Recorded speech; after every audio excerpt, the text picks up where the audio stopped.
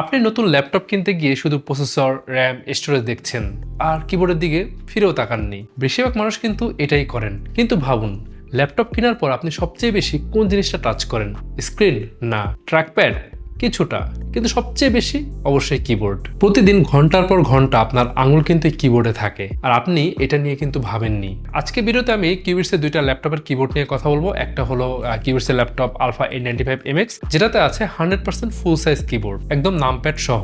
আর আরেকটা হলো rover X2, যেটাতে আছে 75% কিবোর্ড। তো দুইটার মধ্যে পার্থক্য কিন্তু শুধুমাত্র কিস নাম্বার না, পার্থক্য হলো কোনটা কার জন্য বানানো। এটা নির্ভর করে আপনি কি করেন, আপনার কাজের ধরন কি, এটার উপর আর কি। আচ্ছা, আগে বেসিকটা ক্লিয়ার করি। আপনি যখন 60% কিবোর্ড শুনছেন, তার মানে এই না যে কিবোর্ডে 60% কাজ করে। মানে হলো একটা স্ট্যান্ডার্ড ফুল সাইজ কিবোর্ড যত কিস থাকে তার 60% কিস কিন্তু এই কিবোর্ডে আছে। তো স্ট্যান্ডার্ড ফুল সাইজ কিবোর্ডে সাধারণত থাকে 104 থেকে 108টা কিস। তো 100% ফুল সাইজ কিবোর্ডে সবকিছু আছে, নামপ্যাড আছে, ফাংশন রো আছে, নেভিগেশন ক্লাস্টার আছে, তারপর স্পেশাল কিস এগুলো আছে। তো এটা সবচেয়ে কমপ্লিট। আর রোভার X2-র মতো 75% কিবোর্ডে কিন্তু নামপ্যাড নেই, কিন্তু ফাংশন রো আছে, অ্যারো কিস আছে, কিছু নেভিগেশন কিসও কিন্তু আছে।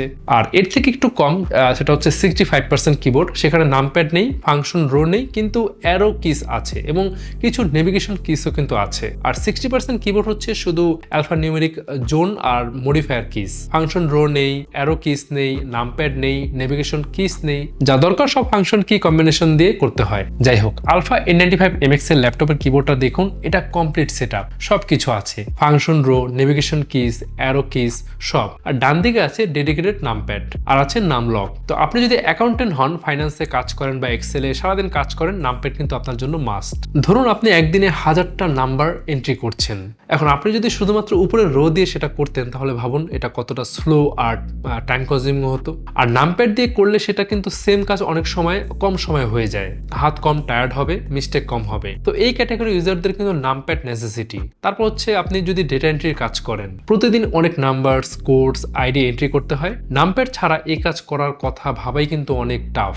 আচ্ছা, তারপর রোভার X2 ল্যাপটপের কিবোর্ডটা দেখুন, এখানে কিন্তু ফাংশন রো আছে, অ্যারো কিস আছে, হোম, ইন্ড, পেজ আপ, তারপর পেজ ডাউন সবই আছে, ব্যাক স্পেস, ইন্টার, শিফট এগুলো আছে, শুধুমাত্র নামপ্যাডটা নেই। তাহলে কেউ বলতে পারেন যে এটা কি তাহলে ইনকমপ্লিট কিবোর্ড?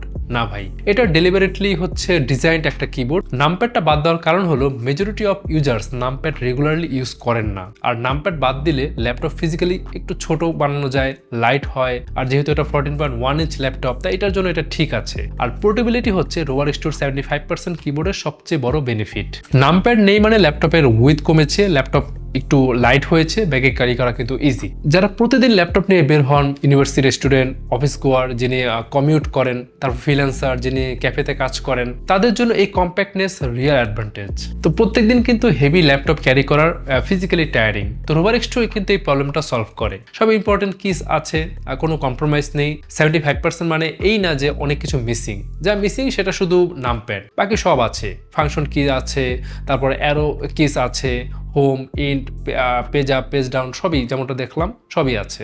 নেভিগেশন পুরোপুরি ইনট্যাক্ট, মানে আপনি ডকুমেন্ট এডিট করবেন সব কিস আছে, কোডিং করবেন সব কিস আছে, ভিডিও এডিটিং করবেন সব কিস আছে, শুধু ডেডিকেটেড নিউমেরিক যে ইনপুটের জন্য নামপ্যাড নেই। তারপর আরেকটা জিনিস, এটা অনেকেই নোটিস করেন না, ফুল সাইজ কিবোর্ডে নামপ্যাড থাকার কারণে মাউস কিন্তু অনেকটা দূরে চলে যায়। আপনি যখন মাউস ইউজ করেন তখন হাতটা অনেকটা রাইট সাইডে স্ট্রেচ করতে হয়। লং টাইম এটা করলে কিন্তু শোল্ডারে, রিস্টে স্ট্রেন আসতে পারে। তো 75% কিবোর্ডে কিন্তু নামপ্যাড নেই, তাই মাউস অনেকটাই কিন্তু কাছাকাছি থাকে, আর্মের পজিশন ন্যাচারাল থাকে। লং টার্মে এটা এরগোনমিক্যালি কিন্তু বেটার। অনেক প্রোগ্রামার্স এবং ডেভেলপার 75% বা এর থেকে ছোট কিবোর্ড কিন্তু প্রেফার করেন, কারণ প্রোগ্রামিংয়ে নামপ্যাড ইউজ হয় না প্র্যাকটিক্যালি আসলে।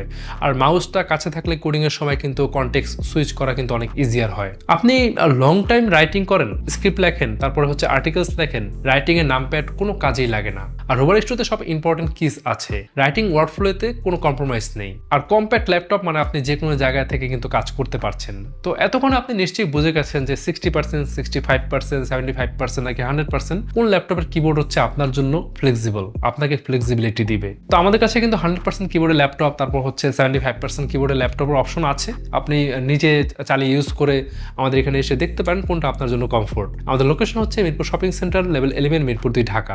সারাদিন এসে এই ল্যাপটপগুলো টেস্ট করে তারপর আপনার বাইং ডিসিশন নিতে পারছেন। এই ল্যাপটপগুলো নিয়ে বিস্তারিত জানতে ভিজিট করতে পারেন qubits.com।